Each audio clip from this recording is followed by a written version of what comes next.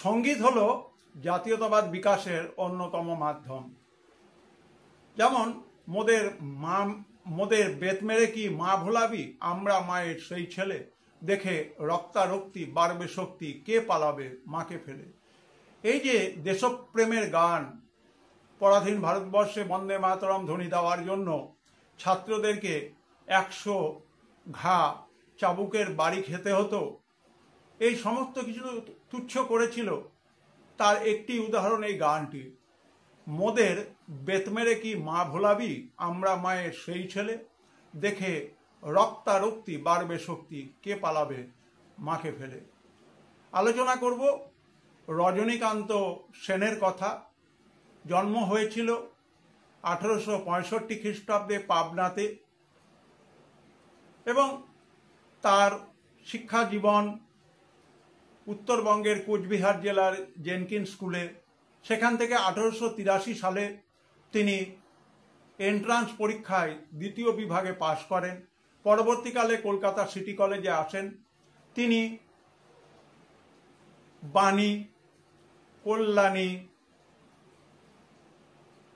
অমৃতা এই সমস্ত কাব্যগ্রন্থগুলো করেছেন, লিখেছেন, এবং তিনি গান যেরকম লিখেছেন তেমনি সেই গানে সুর দিয়েছেন, এবং যা জাতীয়তাবাদের মূর্ছনায় পরিপূর্ণ।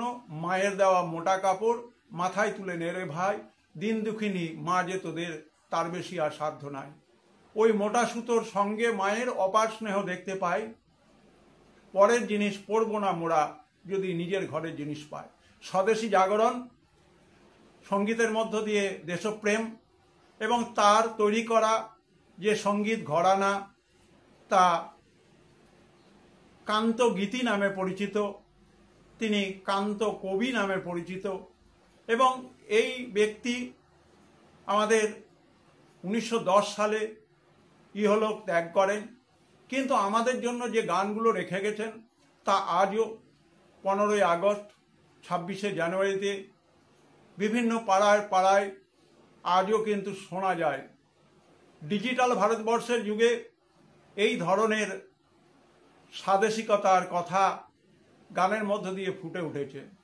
যখন গড সেভ দ্য কুইন এই গানটিকে জাতীয় সঙ্গীত বলে চালানোর চেষ্টা হলো, তার বিরুদ্ধে কিন্তু আনন্দ মঠের বন্দে মাতরম মানুষের মুখে মুখে প্রচারিত হয়েছিল। সংক্ষেপে রজনীকান্ত সেন কান্ত কবি সম্পর্কে বলা হলো। তোমরা চ্যানেলের সঙ্গে থেকো।